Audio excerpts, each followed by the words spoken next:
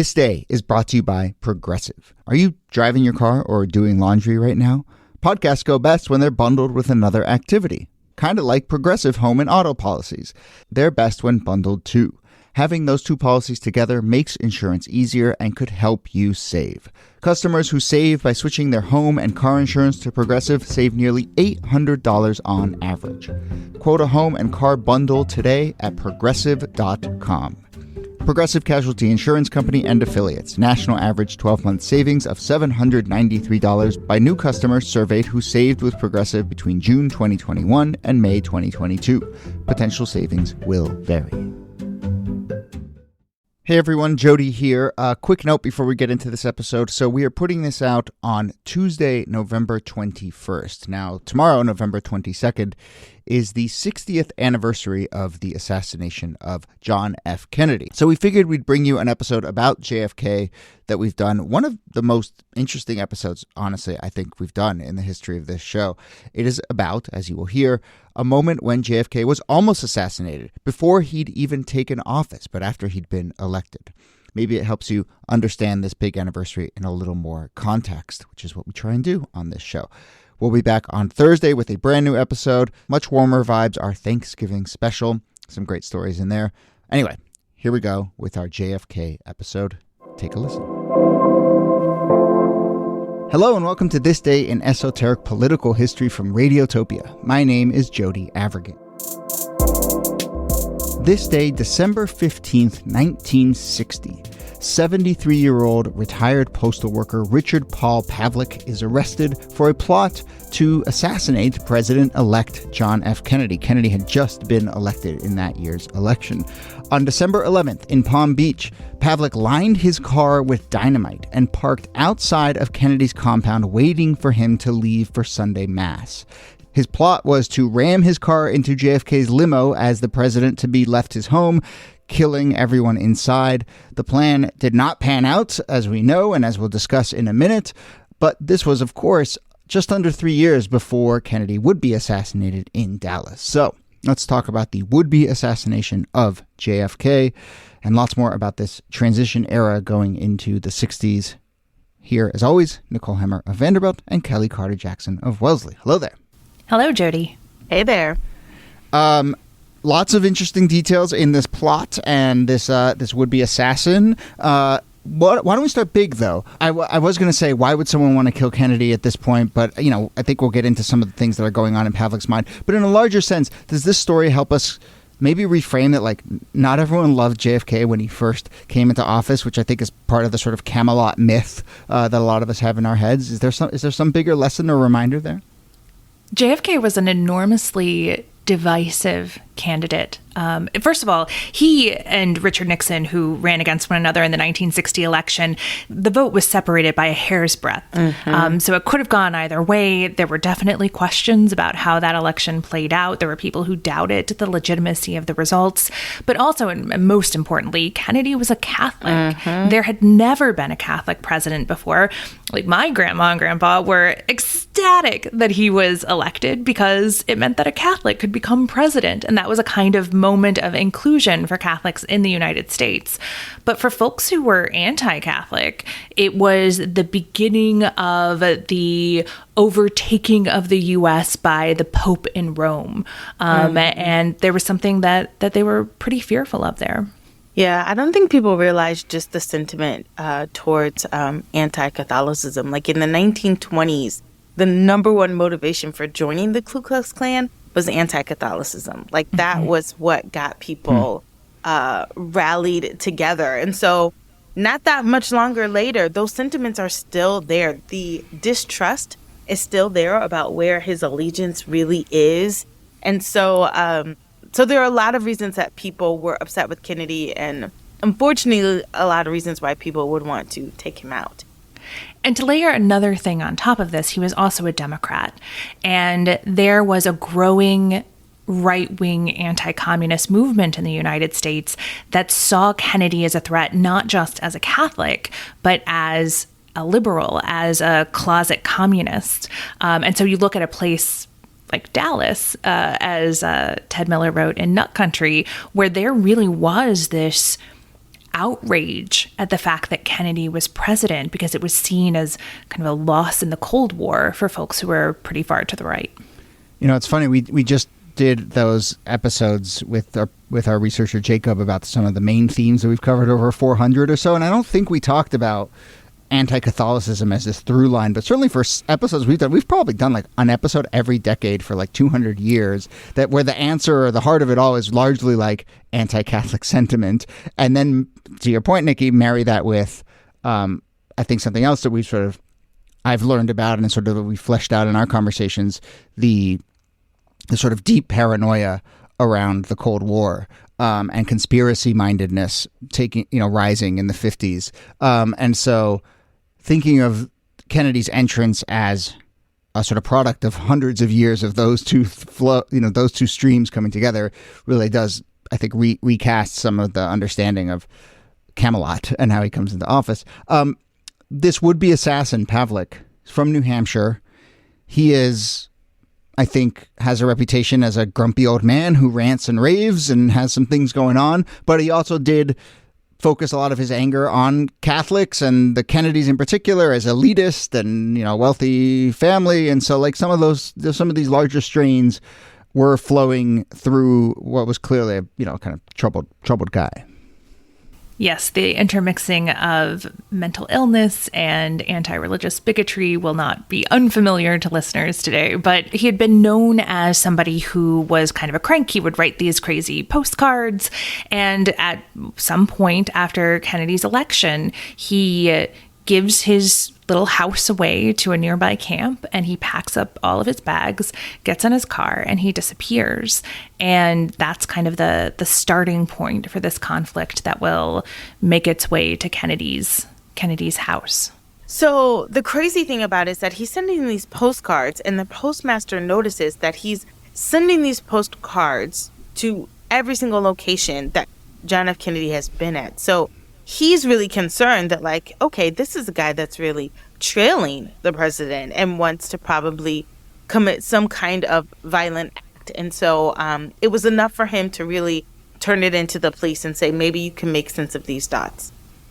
Which is a remarkable story. The idea that the postmaster, who, let's be fair, should not have been reading this man's postcards, but was reading his postcards. But the idea that he would notice that, oh, this is coming from a place where the president-to-be just was. This is coming from somewhere near where I know the president-to-be lives. And he's saying things like that the town was going to hear from him soon in a big way, was enough to take his concerns to the police, who takes them to the Secret Service. This is more than just a remarkable thing. This is like the greatest scene in the beginning of the second act of a movie. Like he could literally be like, you could see him, right? Hunched over with the postcards laid out in front of him, and he starts to put it together. The bulletin board. And then there's the bulletin board and the map, and he's popping them up on the map, and he's putting up the postcards on the map, and then he's putting press clippings that say President Kennedy was in Palm Beach, President Kennedy was in Wilmington. He's putting it together, and you get this montage, and then there may be this string coming out, and it's putting together, be some red dark, string. and then he pulls his glasses off as he realizes the whole pattern come together, and the postmaster is the hero here. Alerts it is incredible, and it's we just almost gave someone the script. Here you go. I know, but it's it's always nice to have a postmaster as a hero, I suppose. But he calls local police. They call Secret Service. His plan is unraveled, but really, actually, not. Like, the Secret Service does get after Pavlik, but only after this attempt, which is what we're here to talk about today. So Pavlik doesn't get busted in advance of this attempt. He actually is about to do this thing and doesn't. So what goes on that day where he loads his car with dynamite and is going to try and assassinate Kennedy in Florida? I mean, part of the point of the assassination was to kill just Kennedy. He wasn't really trying to harm anyone else.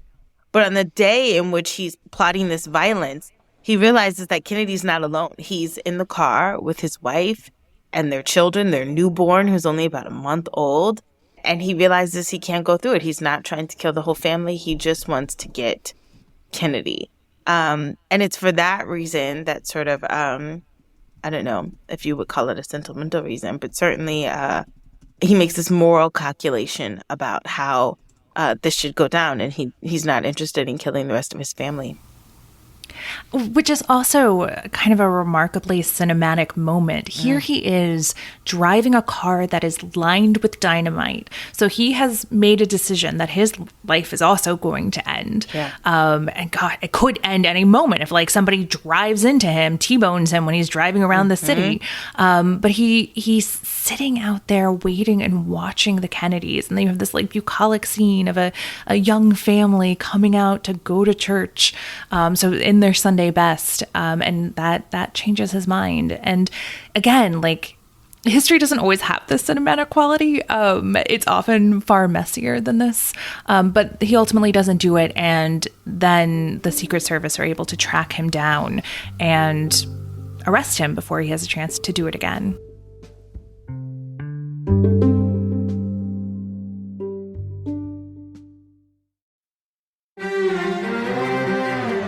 You're used to hearing my voice on the world, bringing you interviews from around the globe. And you hear me reporting environment and climate news. I'm Carolyn Beeler. And I'm Marco Werman. We're now with you hosting the world together.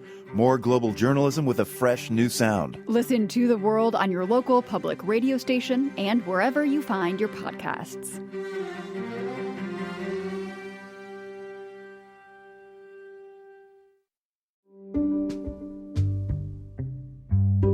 So he gets arrested, and he says something that really sort of like states his whole motivation for his resentment. He says that Kennedy's money bought the White House, he bought the presidency, and that he wanted to stop Kennedy from being president. He's very clear about what he wanted to do. And, you know, who knows if had he been given the opportunity, he seems really committed to following through. And ultimately, he's put on trial, but it becomes very clear as they are building up to this trial that he is not somebody who is capable at that point of telling the difference between right and wrong. And if you don't pass that test, then you're non compos mentis, and so you can't be tried. So he ends up locked up. He ends up taken off the streets, but he's held in a mental institution and not a prison. Yeah. By the way, the day that he gets arrested and the day this shows up in the papers, it is buried by other news, which is this incident that I'm familiar with, and we haven't done on the show, but it's this incident, this mid-air collision on December 16th, 1960, over New York, and it's referred to as the Park Slope air disaster, and 138 people, I believe, die in it. But do you know about this? Have you ever seen photos? There's photos of like the half of an airliner jet like plopped down in the middle of Park Slope, Brooklyn, after this air disaster over New York. So I just happened to notice like that's the same day that he gets arrested, and that's obviously the big news. It's crazy. You should go look at photos of that. I will. Wow. And so it gets a little buried. I mean, you know, obviously it's an assassination attempt, and there's a trial and so forth. So it gets some coverage, but it is an interesting sort of coincidence on that specific day. He goes to jail for a while, and of course, a few years later, Kennedy is assassinated. One other little note of history is that the charges are eventually dropped on December 2nd, 1963, 10 days after Kennedy's assassination in Dallas. So charges aren't dropped because Kennedy's dead. That's right. They're dropped because they've determined there's no way he can have a fair trial because he can't understand right and wrong. Right. Wow. He is ultimately released 3 years later in 1966 after this long campaign by Bill Loeb, who was the head of the Manchester Union Leader, which was this right-leaning newspaper in New Hampshire, which had run a number of extremely anti-Kennedy pieces, as you can imagine, as a conservative newspaper. But, he eventually Bill Loeb, like New Hampshire kingmaker, right, for conservatives, and very influential and so forth. So, yeah, there I go. And he eventually dies. Pavlik dies in 1975. And, gosh, I think this story is not really told very much in terms of the story of JFK. But again, to another just reminder, I know this is like a very basic, but the fact that Kennedy was killed 3 years, I mean, that Kennedy was only president for 3 years is just one of those simple facts that I just have to remind myself of. And it's just kind of remarkable. And this helps us sort of realize that timetable. Yeah. I also think that, because Kennedy is so beloved because of his assassination, like there's this whole nostalgia that gets heightened because of that. I also think there's a tendency to forget about it because we're so fixed on the assassination itself that anything that comes before that doesn't get much traction. Yeah. Because he wasn't this like glowingly popular president in those 3 years in office. He had a lot of big failures while in office. But again, the legend of Camelot would take over in the end. Yeah. All right. Well, that brings us to the end of this episode. Nicole Hemmer, thanks to you as always. Thanks, Jody. And Kelly Carter-Jackson, thanks to you. My pleasure.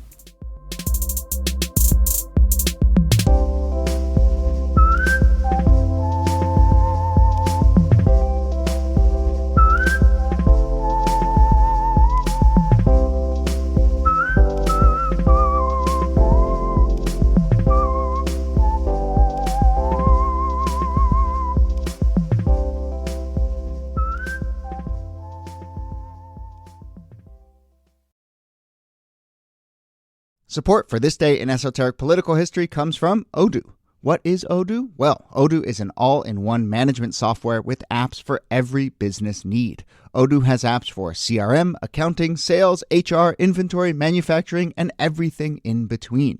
And they're all in one easy-to-use software. And the best part about Odoo? All Odoo apps are integrated, helping you get things done faster and more efficiently. So, when you think about business, think Odoo. To learn more, visit odoo.com/thisday. That's odoo.com/thisday. Radiotopia. From